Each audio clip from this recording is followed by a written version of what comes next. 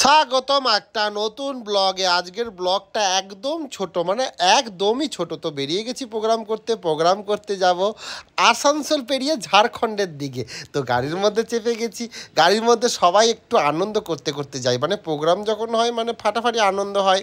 তো একদম mini blog, এর থেকে ছোট ব্লগ হয় না। তো চলো, দেখো চলে এসেছি আমরা সেই জায়গার নামটা আপাতত মনে নেই কোন জায়গায় এসেছি প্রোগ্রাম করতে। তো মাথায় গামছা নিয়েছি কারণ বৃষ্টি পড়ছিল, ঝিরিঝিরি করে বৃষ্টি পড়ছিল, তাই একটু মাথায় গামছা নিয়ে নিলাম। এবারে চাপতে হবে আমাদের স্টেজে। আমাদের যেহেতু লেট হয়ে গেছে, কমিটিরা বলছে ভাই তাড়াতাড়ি চাপো।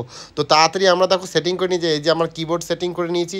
এইদিকে ওই দাদাটা দেখো মাদল ধামসা, মানে আজকে একটা আদিবাসী প্রোগ্রাম হবে, সঙ্গে বাংলা প্রোগ্রাম হবে। তো চলো প্রোগ্রাম করি, প্রোগ্রামের পর খাওয়া দাওয়া কী দেবে সেটাই হচ্ছে দেখার বিষয়।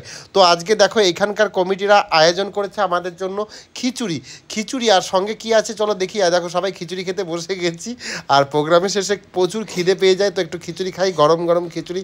ওয়াও, কি টেস্ট করেছি মায়েরই, মারাত্মক। আর সঙ্গে একটা কালো কালো রঙের সবজি, কিসের সবজি জানি না, তো সেটাও খেয়ে নিলাম। হ্যাঁ, দারুণ লাগে।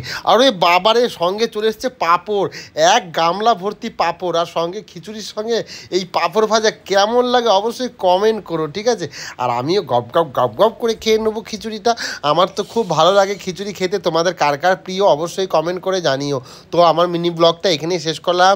সবাই ভালো থাকো, সুস্থ থাকো,